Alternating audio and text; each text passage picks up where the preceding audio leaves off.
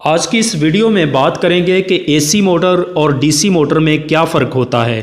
तो जनाब, AC motor वो होती है जो एसी करंट पर चलती है, जबकि डीसी मोटर वो होती है जो डीसी करंट पर चलती है, यानी कि बैटरी वाले करंट पर चलती है।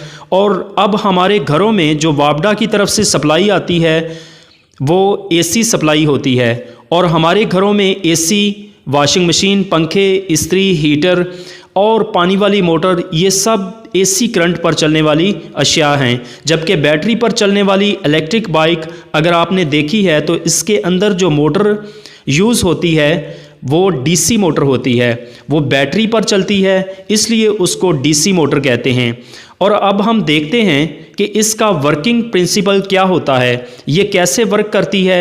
अगर हम एसी मोटर की बात करें तो इसके जंक्शन बॉक्स में जब हम सप्लाई देते हैं तो ये एरिया जहां तार लपेटी है इसको हम स्टेटर कहते हैं। जबकि हम इसको सप्लाई देते हैं तो इस वाइंडिंग से मैग्नेट बनता है, तो ये रूटर इसके अंदर घूमता है, यानी कि मैग्नेट इसको इस एक जगह से दूसरी जगह धकेलता है। ये रूटर इसके अंदर घूमता है और ये इसके साथ शाफ्ट लगी है, इस पर हम अपना लोड डालते हैं, और यही फीचर है एसी मोटर के काम करने का। जबकि डीसी मोटर में वाइंडिंग जो है वो स्टेटर के ऊपर नहीं बल्कि आर्मेचर के ऊपर ही वाइंडिंग की जाती है, और इसको सप्लाई देने के लिए ब्रशेस का इस्तेमाल किया जाता है। तो यहाँ पर अगर आप देखें तो रोटर कॉइल है, यानी कि डीसी मोटर के अंदर आर्मेचर होता है और उसके ऊपर वाइंडिंग की जाती है, और इसका जो स्टेटर होता है वो मैग्नेट का बना होता है, और इसका जो कम्यूटेटर होता है इसके ऊपर ब्रशेस लगे होते हैं। तो इसके ऊपर जब हम सप्लाई देते हैं तब ये मोटर वर्क करती है।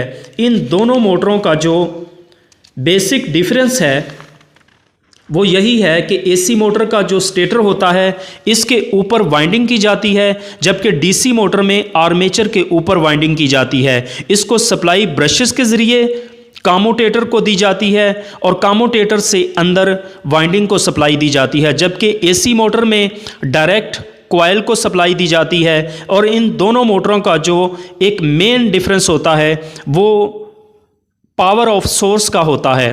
एसी मोटर एसी सप्लाई पर ऑन होती है, जबकि डीसी मोटर डीसी सप्लाई पर ऑन होती है। एसी मोटर की एफिशिएंसी अच्छी होती है क्योंकि इसमें ब्रशेस नहीं लगे होते और इसकी मेंटेनेंस भी कम होती है, जबकि डीसी मोटर की एफिशिएंसी लो होती है और एसी मोटर की निस्बत, क्योंकि इसमें ब्रशेस होते हैं और इसकी मेंटेनेंस का भी काफ़ी प्रॉब्लम होता है। आई होप कि इन दोनों मोटर्स के बारे में काफ़ी कुछ आपको सीखने को मिला होगा।